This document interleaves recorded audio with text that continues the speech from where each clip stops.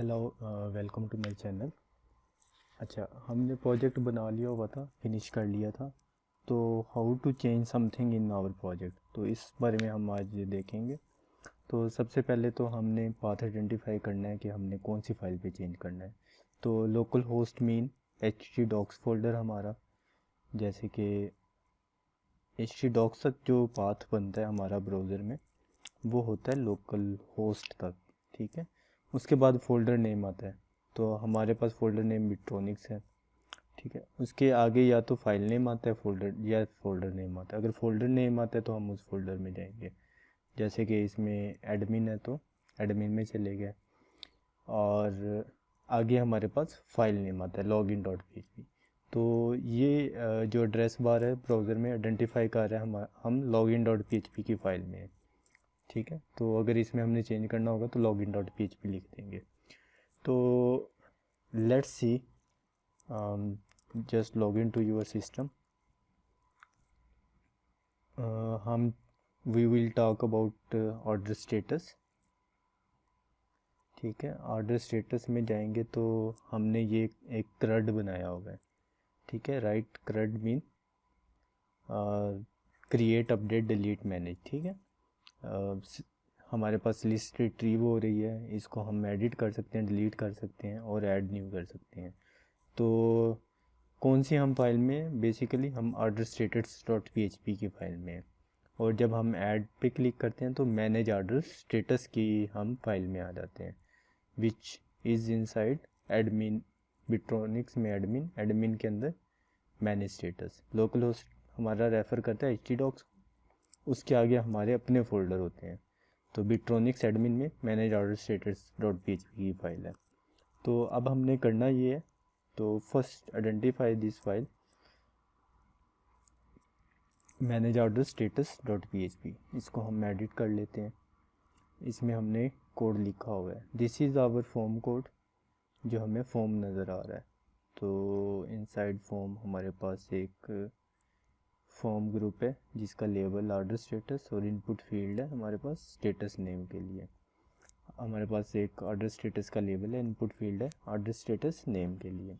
तो अब हमने करना ये है, मोस्टली हमने देखा होगा ऑर्डर्स जो स्टेटस होता है, जैसे ये पहले से सेव हुए हुए हैं, processing, ready to ship, order received, cancelled, shipped.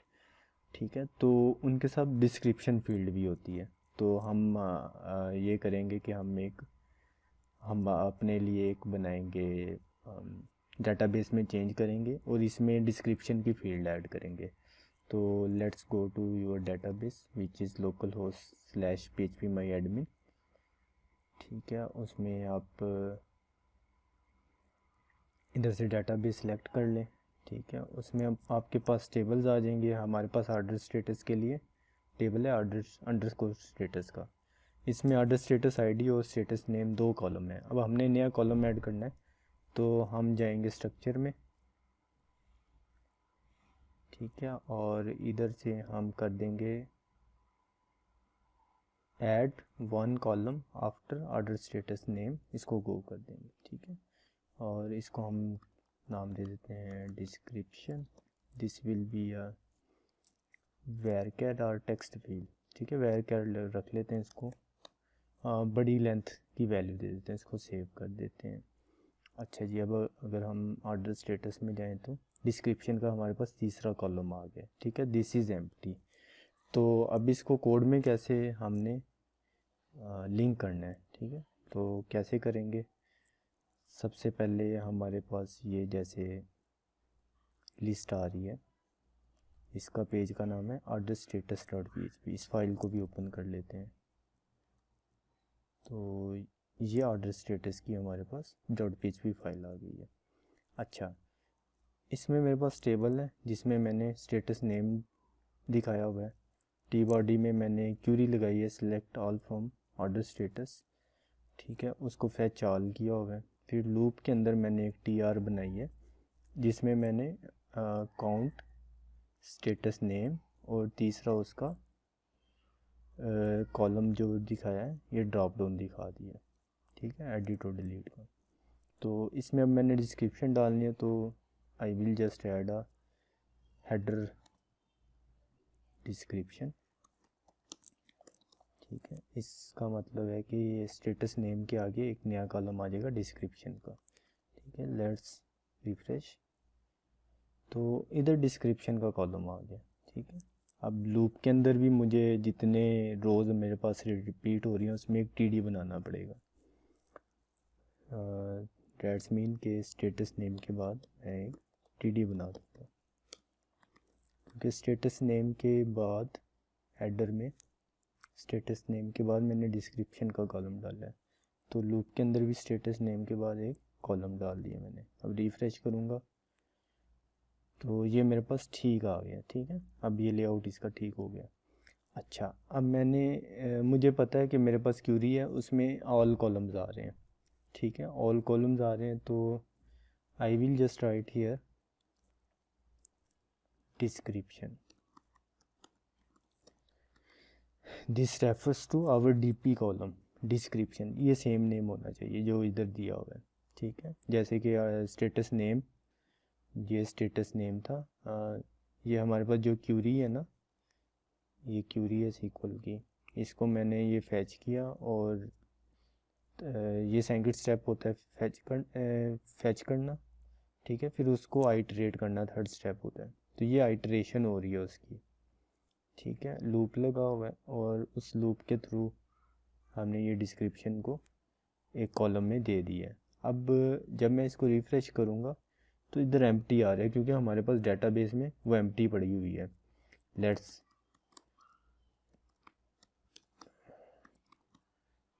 Add N a description of a first record. ठीक है, अगेंस्ट प्रोसेसिंग, तो लेट्स रिफ्रेश, तो वी आर हियर।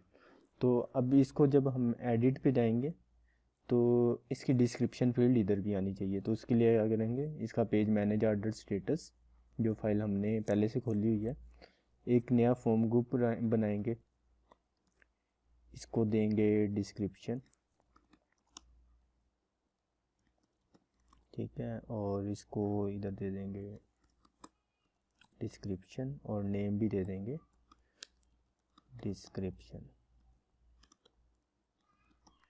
ठीक है, और वैल्यू में हम एक वेरिएबल बनाएंगे डिस्क्रिप्शन। ये वेरिएबल हमें अभी क्रिएट करना पड़ेगा, अभी हमने क्रिएट नहीं किया। तो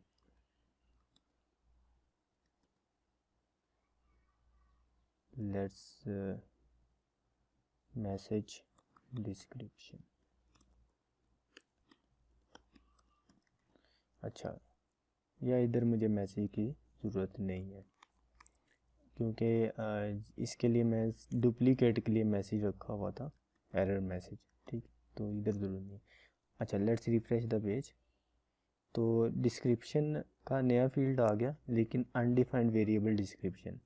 ये किस लिए आया, क्योंकि ये हमने इधर वैल्यू में एक वेरिएबल दिया डिस्क्रिप्शन, जो कि हमने अभी क्रिएट नहीं किया। तो लेट्स क्रिएट दिस वेरिएबल, जैसे हमने स्टेटस का वेरिएबल दिया है, इधर हम डिस्क्रिप्शन का variable is equal to empty दे देते हैं। ठीक है, तो what happen, error is gone. ठीक है, अच्छा, अब जब हमारे पास दो सिनेरियो आ जाते हैं, एक तो हमारे पास आईडी के साथ आता है, एक आईडी के बगैर आता है। ठीक है, जब आईडी के बगैर ऐड न्यू करते हैं हम, जैसे कि ऑर्डर स्टेटस ऐड न्यू, तो उसमें हमारे पास सेम पेज कॉल होता है लेकिन आईडी नहीं आती, और जब एडिट करते हैं तो उसकी हमारे प्राइमरी की आईडी पास हो जाती है। तो अभी हम एग्जिस्टिंग रिकॉर्ड के एडिट बना लेते हैं जिसमें आईडी आ रही है। तो हमारे पास ये हम चेक करते हैं, अगर आईडी आई है तो हम select all from order status करते हैं, where ID equal to ID. इधर हमने स्टेटस जो है, जो कि ये पॉपुलेट हो रहा है, उसके वेरिएबल में स्टेटस नेम का वेरिएबल को पॉपुलेट वैल्यू साइन की हुई है।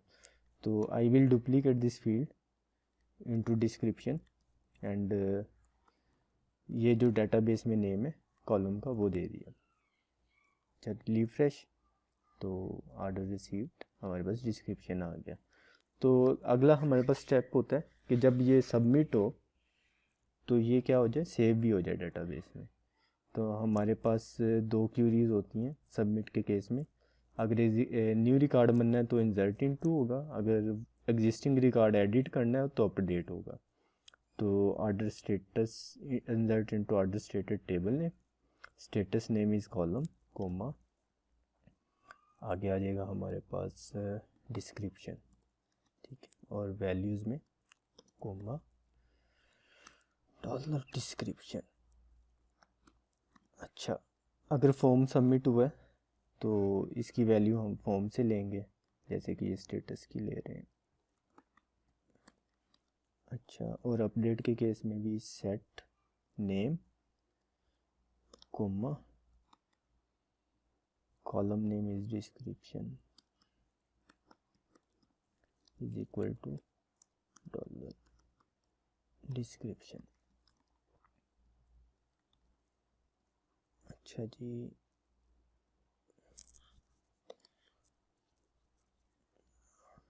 let's update this variable order received but still in process, submit, ठीक है।